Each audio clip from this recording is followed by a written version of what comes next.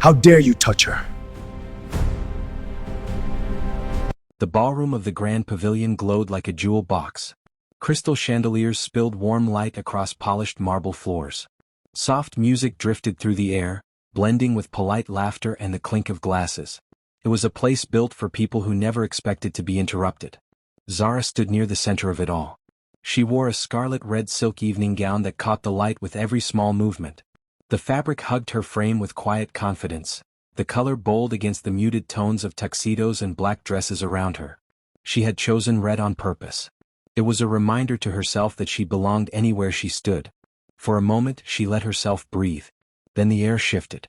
Adrien Wolfe stepped into her space without asking. His presence cut through the room like a blade. Conversations faltered. A few heads turned, then quickly turned away. Adrien's name carried weight here. His family's money had funded wings of hospitals, galleries, and political campaigns. People smiled at him because they were trained to. Zara felt her shoulders stiffen. Still pretending, Adrien said loudly, his voice smooth and sharp at the same time. Still playing dress up. She didn't answer. She didn't need to. She had learned long ago that responding only fed him. Adrien smiled wider, the kind of smile that never reached the eyes. You really thought you could just show up like this? He continued, making sure nearby tables could hear. As if you belong in rooms like these. Zara turned slightly, ready to step away. That was when he lifted the cup. The white porcelain was delicate, expensive. Steam still curled from the dark liquid inside. For half a second no one moved. The moment stretched thin like glass about to shatter. Then Adrien tilted the cup. The scalding espresso spilled across Zara's chest. The heat hit instantly, soaking through the silk and biting into her skin. The pain was sharp and sudden, like fire pressed directly against her body. Zara screamed, the sound tearing through the ballroom and slicing the music clean in half. The cup slipped from Adrien's fingers and shattered on the floor. Zara gasped, her breath breaking as her hands flew to her bodice. The silk darkened where the coffee soaked in. Beneath it, her skin began to burn, already blistering. Her knees nearly buckled as shock raced through her. And Adrien Wolfe laughed. He laughed like it was a private joke meant only for him. He leaned back slightly, taking in the sight of her trembling with open enjoyment. His laughter rang too loud, too free, echoing off the crystal walls. Careful, he said mockingly. You wouldn't want to stain the floor. Zara's vision blurred with pain and disbelief. She clutched the front of her dress, her fingers shaking, her breath shallow and uneven. Adrien stepped closer. Consider that a reminder, he sneered, raising his voice so the room could hear. You can wear red silk and pretend you're royalty. But you'll always be the girl I can break whenever I want. His words landed heavier than the coffee. Around them the room froze. Waiters stood perfectly still, eyes fixed on the floor. One of them had stopped mid-step, tray trembling slightly in his hands. None of them moved forward. None of them spoke. At nearby tables, wealthy patrons suddenly became very interested in their menus, their phones, the wine in their glasses. Faces turned away. Conversations restarted in low, careful tones, as if nothing important was happening. Everyone understood the rule. Adrien Wolfe was untouchable. The Wolfe family's influence hung in the air like an invisible shield. Careers could be ruined with a single phone call. Lawsuits could appear out of nowhere. Invitations could disappear forever. No one wanted to be the person who stepped out of line. Zara felt the truth of that silence press down on her. She stood there shaking, the burn on her chest throbbing with every heartbeat. Her hands fisted the ruined silk, as if holding the fabric together might somehow hold her together too. The music did not start again. The chandeliers still glowed. But the warmth was gone. Adrien straightened his cuffs, calm now, satisfied. He looked around the room with lazy confidence, daring anyone to challenge him. No one did. The air felt cold despite the lights. Heavy. Paralyzed. Zara's scream still seemed to hang between the walls, echoing in the space where compassion should have been. Her pain was visible, undeniable, yet treated as an inconvenience. She lowered her head slightly, fighting the urge to fold in on herself. Her breath came in short bursts. Her heart pounded so loudly she was sure others could hear it. This was what power looked like here. Not strength. Not respect. Fear. And as the room stood frozen in obedient silence, something unseen shifted at the edge of the space. A presence, quiet and deliberate, began to move. It did not rush. It did not announce itself. But the air knew. The stillness deepened. Somewhere behind the polished smiles and averted eyes, danger was waking. The laughter did not stop. Adrien Wolf was still smiling, still enjoying the moment, still feeding on the silence of the room. He stood over Zara like a man who believed nothing could touch him. His confidence was loud, careless, and absolute. From the back of the ballroom a chair moved. It was a small sound, barely noticeable, but it changed everything. A man rose slowly from his seat. He wore a perfectly tailored black three-piece suit, the fabric smooth and sharp, cut to fit him like armor. He did not rush. He did not look around. He simply stood, straightening to his full height with calm control. The air shifted. No one announced him. No one needed to. The room fell into a deeper silence, the kind that presses against the ears. Conversations died without warning. Even Adrien's laughter softened, though he did not yet turn around. As the man stepped forward, the light caught the side of his neck. A dragon tattoo curved up from beneath his crisp white collar. Dark, intricate, and unmistakable. It was not decorative. It was a mark. A warning etched into skin. Behind him, two men in black suits moved at the same time. They did not look at each other. They did not speak. They simply fell into place, one on each side, their steps perfectly matched. Their posture was relaxed, but their eyes were sharp, trained to measure exits, threats, and distance. The man continued walking. His shoes made no sound against the marble, yet his presence felt heavy, as if the floor itself recognized him. People instinctively pulled back, creating space without realizing they were doing it. Adrien was still talking. "You see," he said loudly, gesturing with one hand. "This is what happens when—" He reached toward Zara again, his fingers twisting as if to grab her chin. He never touched her. A hand closed around his wrist. The grip was firm. Final. Adrien gasped, the sound sharp and surprised. His arms stopped midair, muscles locking as pain shot through his wrist. "What the—" He turned his head, ready to snap at a waiter or a manager. Instead, he found himself staring into a face that did not react. The man's eyes were dark, steady, and cold. Not angry. Not emotional. Just focused, like someone examining a problem that needed to be removed. "You're hurting my wife," the man said. His voice was low and even, yet it carried through the room without effort. Every word landed clearly, cutting through the silence. Zara's breath caught. Adrien blinked, confused for a split second. Then his mouth twisted into a mocking grin. "Your wife?" he scoffed. "Do you have any idea who you're touching?" He tried to pull his arm back. He couldn't. "My family," Adrien continued, raising his voice. "The Wolf family owns half this city. One call and you—" "Irrelevant," the man said calmly. He stepped closer. The space between them vanished. Adrien suddenly felt smaller, his confidence shrinking under the quiet pressure of the man's presence. The scent of clean fabric and something darker, steel maybe, filled his senses. Behind them, the two bodyguards took one step forward. Their shadows stretched long across the floor, framing the scene like closing doors. The man tightened his grip. There was a sharp sound. A pop. Adrien screamed. The sound echoed harshly as his wrist twisted at an unnatural angle. Pain exploded up his arm, stealing his breath. His knees buckled without permission, his body folding under the sudden force. The man did not let go. He guided Adrien downward with controlled strength, forcing him to the floor. Adrien's expensive shoes slid in the puddle of coffee he had poured moments earlier. His knees hit the marble. The spilled espresso soaked into his trousers. Gasps rippled through the room. The laughter was gone now. The man looked down at Adrien, his expression unchanged. To him, Adrien was no longer a threat. He was a problem already solved. "Kneel," the man said softly. Adrien tried to resist. His body shook, his teeth clenched as he struggled against the pain. It was useless. He was already there, reduced to a position he had forced others into countless times. The man released Adrien's wrist slowly, deliberately. "Look up," he added. Adrien lifted his head. His eyes were wide, glassy with pain and disbelief.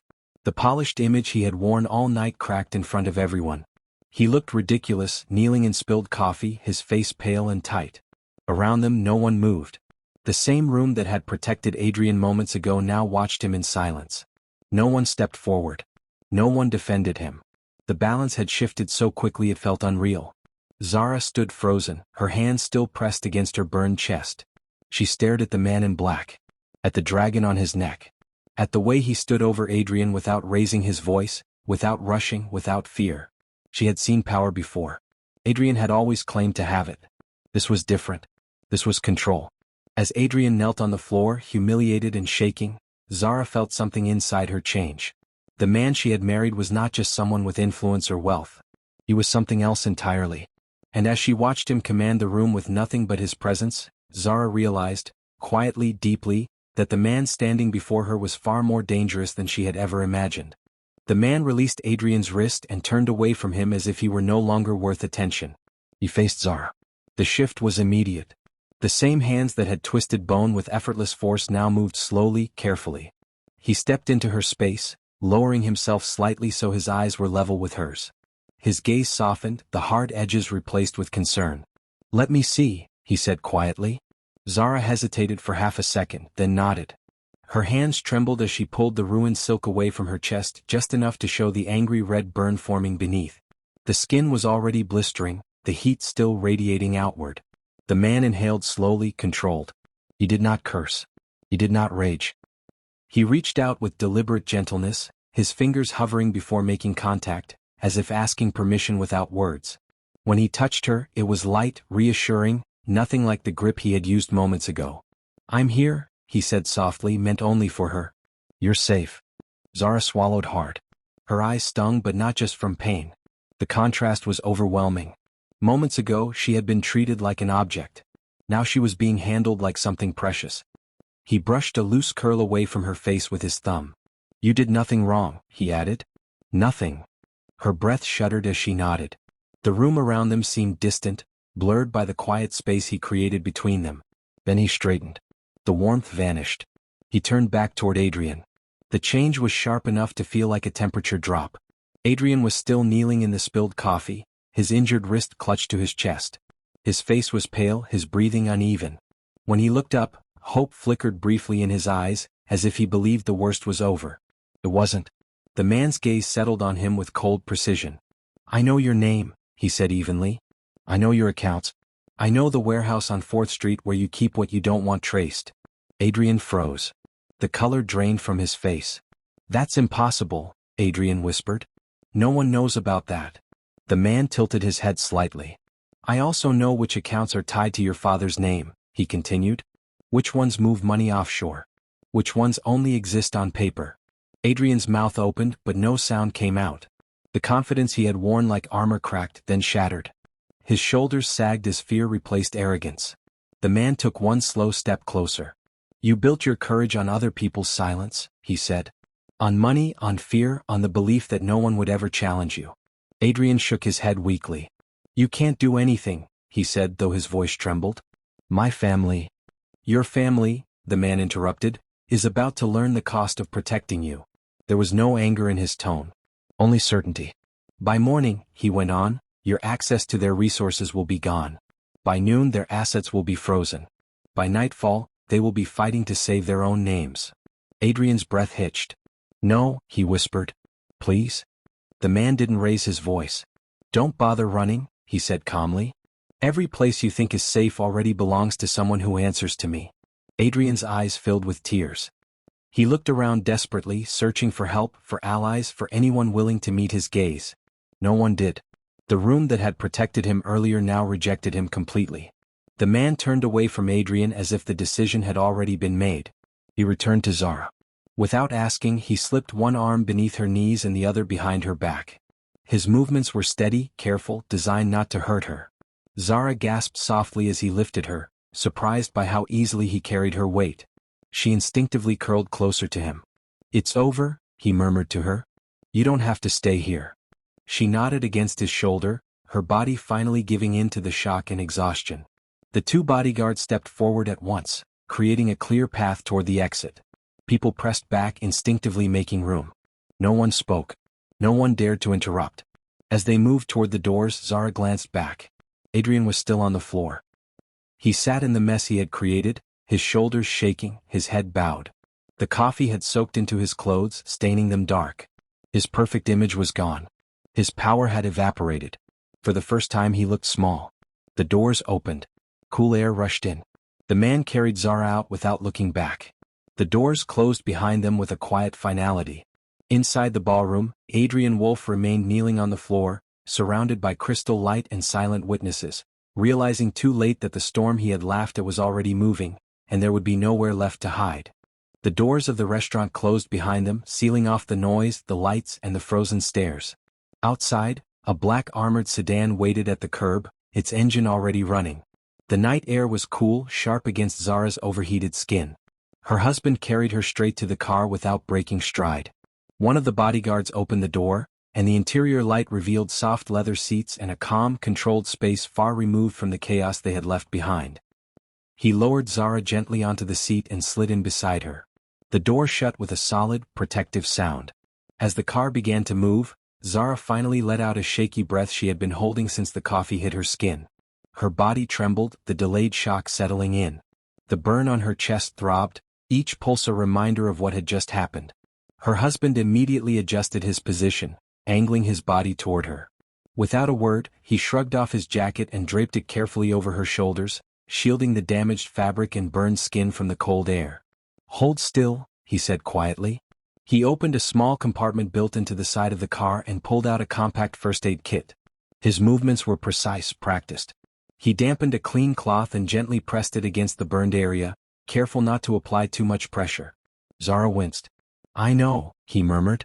"Just breathe." His hands stayed steady as he worked, his body forming a barrier between her and the rest of the world. The same man who had broken Adrien's confidence with a single grip now moved as if she were made of glass. When he finished, he secured the cloth in place and adjusted his jacket again to keep it from shifting. Only then did he lift his gaze. "Minsk," he said, his voice calm and controlled.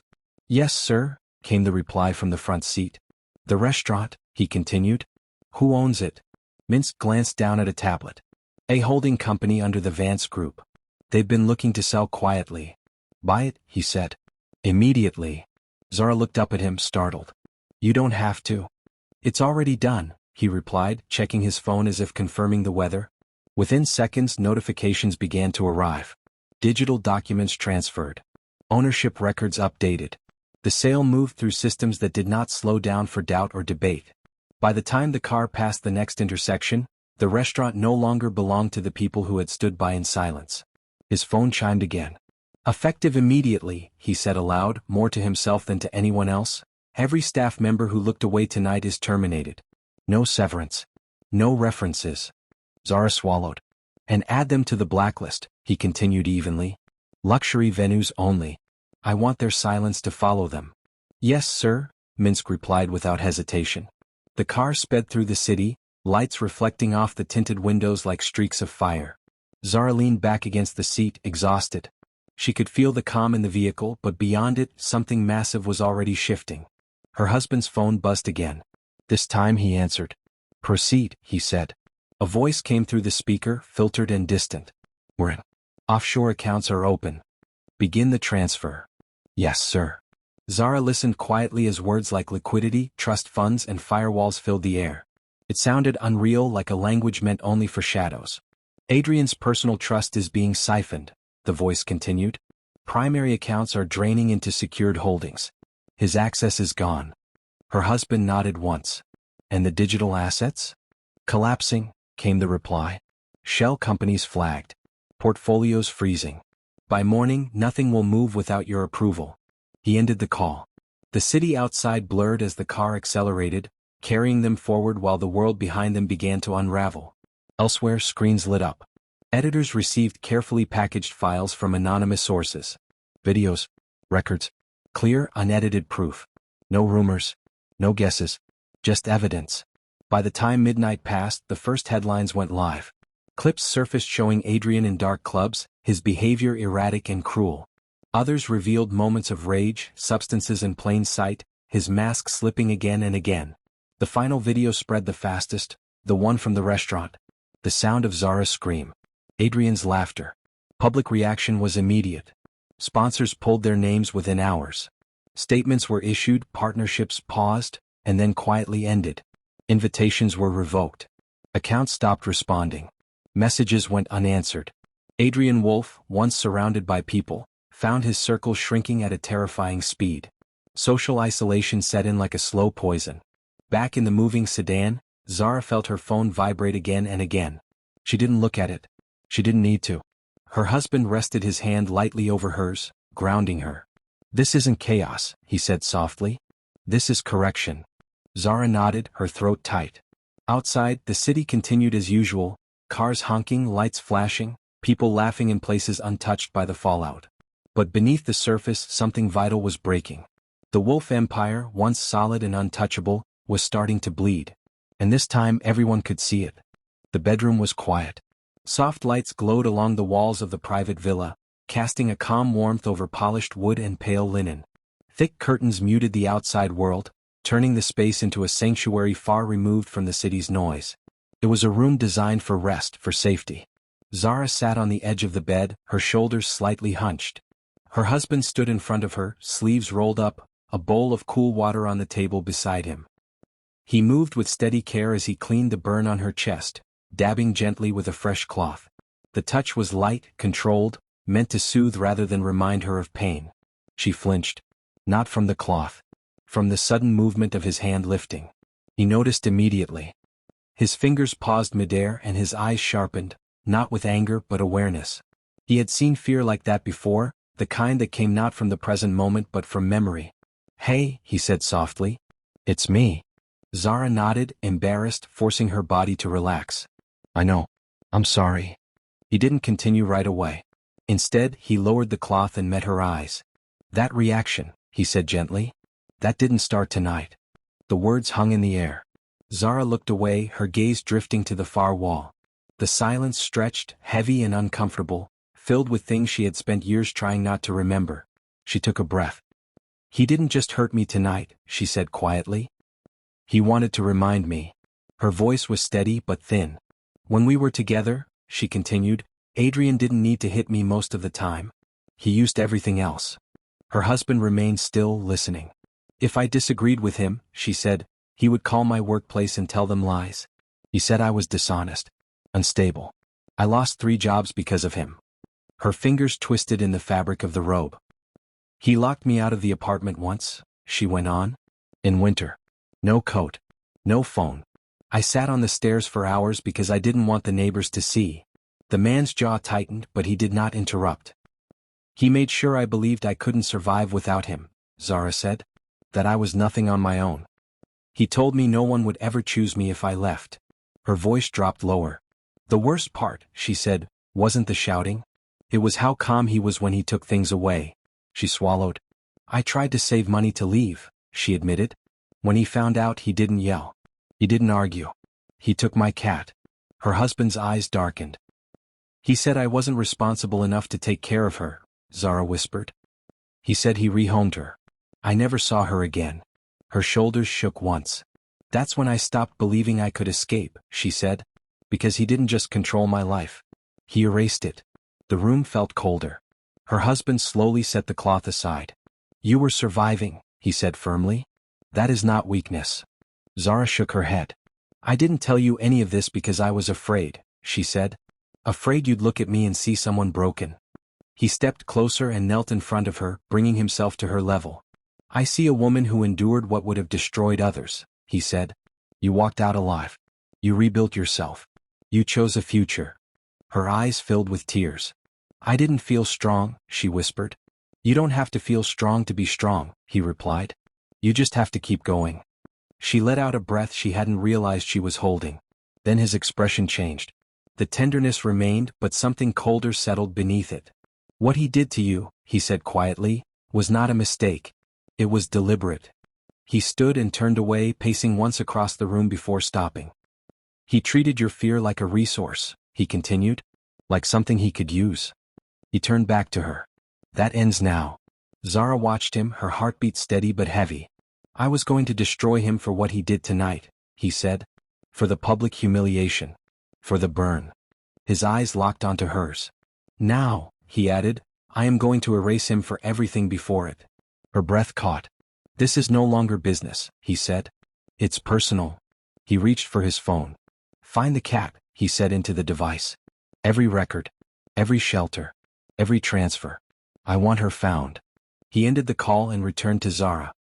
"He took something innocent from you," he said. "I will return it." Zara's chest tightened, emotion flooding through her. "And Adrien?" she asked quietly. Her husband's voice dropped lower. "He will lose more than money," he said. "More than status. I will strip him of every illusion that ever protected him. He knelt again, placing his hands gently over hers. You are not broken, he said. You are the proof that he failed. Zara nodded slowly, tears sliding free. In that room, under soft light and quiet walls, something shifted. The pain of the past did not disappear, but it was finally named, finally seen. And with that truth spoken aloud, a vow was sealed. This was no longer a quiet correction. It was absolute retribution. Adrien woke to a sound that would not stop. His phone vibrated violently against the glass table beside his bed, buzzing again and again like an alarm that refused to be silenced. His head throbbed. His mouth tasted dry and bitter. For a moment he didn't remember where he was or why his chest felt so tight. Then he looked at the screen. His breath caught. Missed calls. Dozens of them. Messages stacked on messages. Notifications exploding across every app he owned. He opened one at random, his fingers shaking. Wolf Air exposed. Sponsors withdraw overnight. Video sparks public outrage. Adrien sat up too fast, his heart pounding. He scrolled frantically. His name was everywhere. Not praise. Not admiration. Condemnation. Clips replayed on endless loops. Headlines screamed his downfall in bold letters. His stomach twisted. No, he whispered. No, no, no. He jumped out of bed and rushed to the window of his penthouse. Below, reporters crowded the street. Cameras pointed upward, waiting. Hunting. His phone rang again. This time it was his father. Adrien answered instantly. Dad, listen. Do not call me that, his father snapped. The voice on the other end was cold, sharp, stripped of any affection Adrien remembered. You've destroyed everything, his father continued. Do you understand what you've done? It's not what it looks like, Adrien said quickly. She lied. That man. Enough, his father cut in. The board has already met. Adrien's chest tightened. You can fix this. You always fix things. There was a pause. Then his father spoke again, slower now. I've removed you from every position you held, he said. Your name has been stripped from the company. Your trust is frozen. You no longer represent this family. Adrien's legs weakened. You can't do that, he said hoarsely. I'm your son. I would rather protect what remains of my legacy than defend you, his father replied. From this moment on, you are nothing. The line went dead. Adrien stared at the phone, his reflection staring back at him from the dark screen. His hands trembled as the reality settled in. He was alone. Within hours, security arrived. Access cards stopped working. Accounts were locked. Assistants refused to answer his calls. He packed what he could in a blind panic: cash, jewelry, documents he had hidden long ago for emergencies he never thought would come. He left through the service exit, pulling a cap low over his face. By nightfall, Adrien was no longer a public figure. He was a fugitive. He drove hard, staying off main roads, his mind racing. There was only one place left where his name still meant something dangerous instead of useless. The White Tigers. The warehouse at the edge of the docks smelled of rust, salt, and old oil. Adrien stood inside it, his coat pulled tight around him, a duffel bag at his feet. Across from him sat men with hard eyes and scarred hands. This is what I have left, Adrien said, unzipping the bag. Gold bars glinted under the hanging light. Bundles of bearer bonds followed. He pushed them forward with shaking hands. I also have information, he added quickly. Routes. Schedules. Weak points. The men exchanged looks. One of them leaned back. You're asking us to move against a man who doesn't lose, he said. That's not business. That's suicide. Adrien swallowed. He's distracted, he insisted. He thinks he's already won. He pulled out his phone and showed them a picture of Zara. I want her taken, he said, his voice dark and desperate. Bring her to me. That's all. The room fell quiet. Kidnapping her meant war. The men hesitated. They knew the cost. They knew the name attached to her now. But they also saw the gold. And desperation was a powerful currency. Finally, one of them nodded slowly. We'll do it, he said. But once this starts, there's no stopping it. Adrien's lips curled into a thin, broken smile. He believed he had just changed his fate. He was wrong. Across the city, surveillance systems flagged movement. Cameras tracked Adrien's disappearance. Patterns broke. Alerts triggered. Information flowed upward. The husband stood in a quiet room, listening as reports came in. Adrien had vanished from known locations. Hidden funds had been accessed. Unfamiliar contacts appeared. He's desperate, the husband said calmly. and desperate men make mistakes. He gave orders without raising his voice. Security doubled. Perimeters tightened. Plans shifted from defense to confrontation. Zara was informed without panic. Within hours she was moved quietly, carefully away from the city. The drive wound upward into the mountains, the lights below shrinking into distant stars. The fortress waited, carved into stone, guarded by men who did not sleep lightly. Zara stepped inside, wrapped in warmth and silence. Behind her, steel doors closed. Back in the city, Adrien sat in the shadows, convinced he had found a weakness. Convinced that if he struck hard enough he could still win. He did not realize that the crack he thought he saw was not in the dragon's armor. It was the opening of a trap. The gala shimmered with light and music, polished and perfect on the surface. Zara stood alone near the center of the ballroom, dressed in a deep blue gown that caught the glow of the chandeliers. Her posture was calm, her expression composed. To anyone watching, she looked like a woman enjoying the evening. No guards. No visible protection. Just elegance and quiet confidence. She was exactly where she was meant to be. In her ear, a small device rested securely. Position confirmed, a low voice murmured through it. Zara did not react. She lifted her glass slightly and took a slow sip, her hand steady. Across the room, unseen among the guests, others listened through their own earpieces. Movements were tracked. Doors were monitored. Every angle had been measured and rehearsed. The trap was already set. From the edge of the ballroom, Adrien Wolf watched her. He looked thinner, sharper, worn down by days of fear and loss. But his eyes burned with obsession. He wasn't alone. 3 men stood near him, broad and silent, their movements heavy and purposeful. The white tigers had come. Adrien smiled when he saw Zara standing unguarded. He stepped forward. Zara felt him before she saw him. The air shifted, that familiar sense of danger crawling up her spine. She turned slowly. Still playing queen, Adrien said, his voice low and bitter. You really don't learn. Zara met his gaze without flinching. You shouldn't be here. He laughed softly. You don't get to tell me where I belong. He moved closer, the tigers spreading out behind him. Guests nearby sensed the tension and began drifting away, pretending not to notice. Adrien stopped an arm's length from her. You took everything from me, he hissed. Now I'm taking you back. His hand shot forward. Before his fingers could close around her arm, the world exploded into motion. Men in black moved from every direction at once. Hands grabbed. Bodies collided. The tigers barely had time to react before they were slammed into walls, pinned, disarmed. The speed was overwhelming, precise, practiced. The music cut off. Lights flared bright. Adrien staggered back, his eyes darting wildly as the room transformed into controlled chaos. His enforcers were on their knees within seconds, weapons kicked far out of reach. Then a figure stepped forward from the shadows. Zara didn't turn. She felt him before she saw him. Her husband walked into the light, calm and unhurried, his presence heavy and absolute. His eyes never left Adrien. You came, he said evenly. Adrien froze.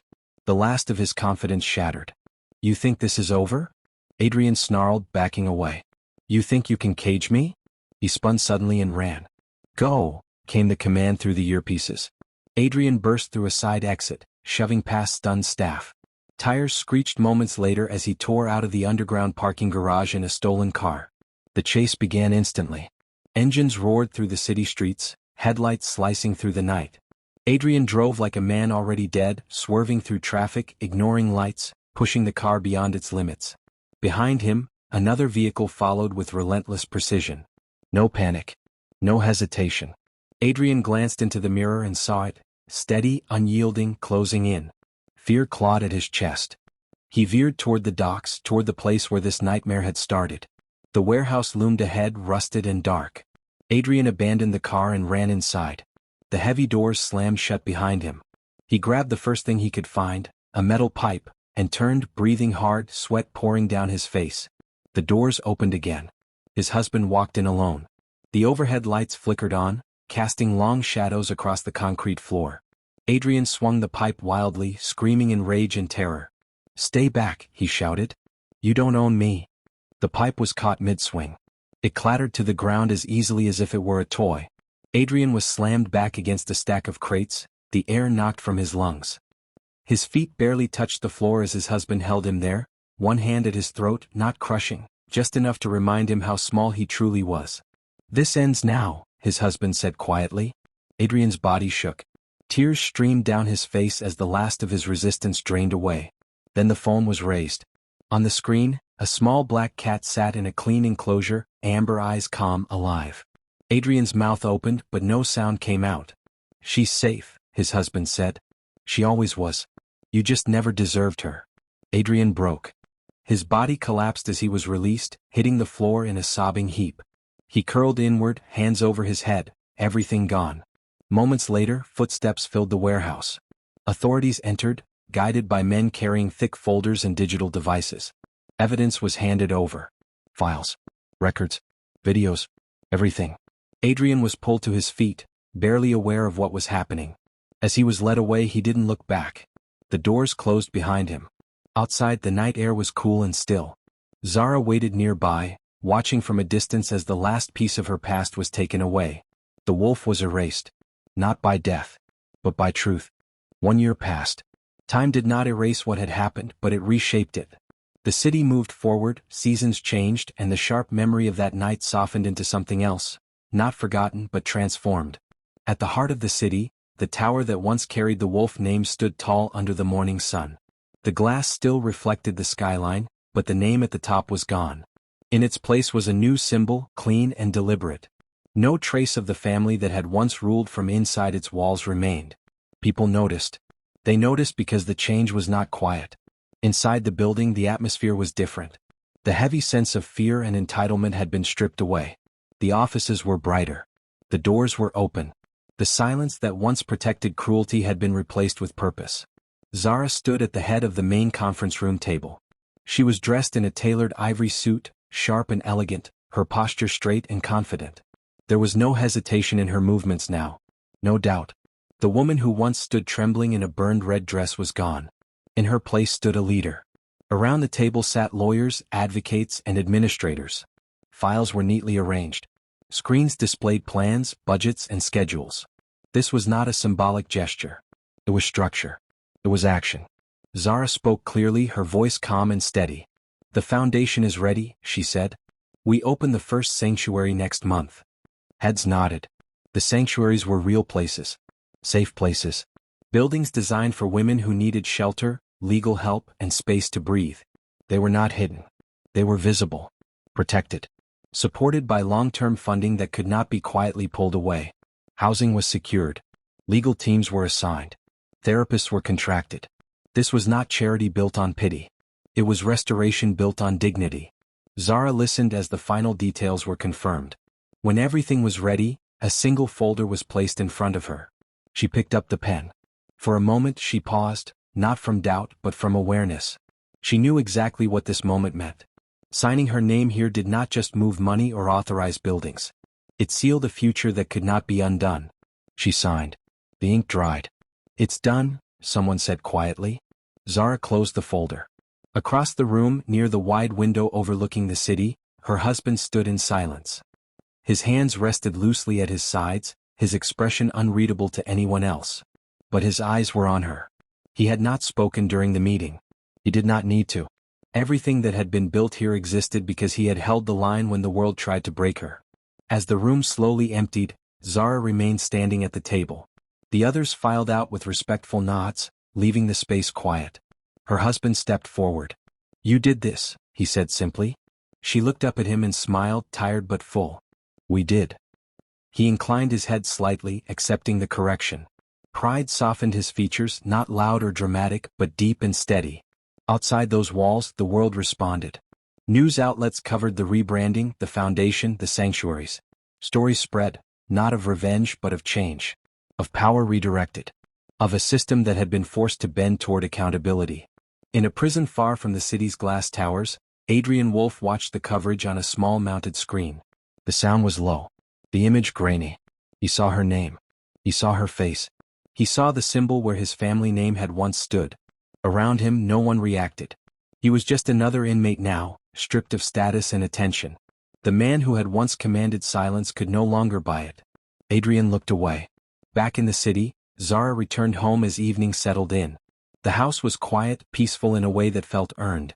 She slipped off her shoes and walked toward the window, the city lights beginning to glow below. A soft weight brushed against her ankle. She looked down. The black cat circled her legs, tail high, eyes bright. The cat let out a low purr, familiar and warm. Zara knelt and gathered her gently into her arms. The cat settled against her chest as if nothing had ever been lost. Tears welled in Zara's eyes, but she smiled. "I missed you," she whispered. The cat purred louder. Her husband watched from nearby, his expression softening at the sight. Some losses could be undone. Some wounds could heal. Zara stood and walked back to the window with the cat in her arms. The city stretched before her, changed yet still alive. "It feels different," she said quietly. "Yes," he replied. "Because it is." She leaned into him, resting her head against his shoulder. "The balance isn't just restored," she said after a moment. "It's been rewritten." He nodded once. They stood there together, watching the lights below. No threats. No urgency. No fear waiting in the shadows. Only peace. Only power that no longer needed to prove itself. Only a legacy built not on silence but on justice. And so the story closed not with destruction but with rebirth. The waitress became a queen who reshaped justice. Thanks for watching. Don't forget to like, share and subscribe for more interesting stories.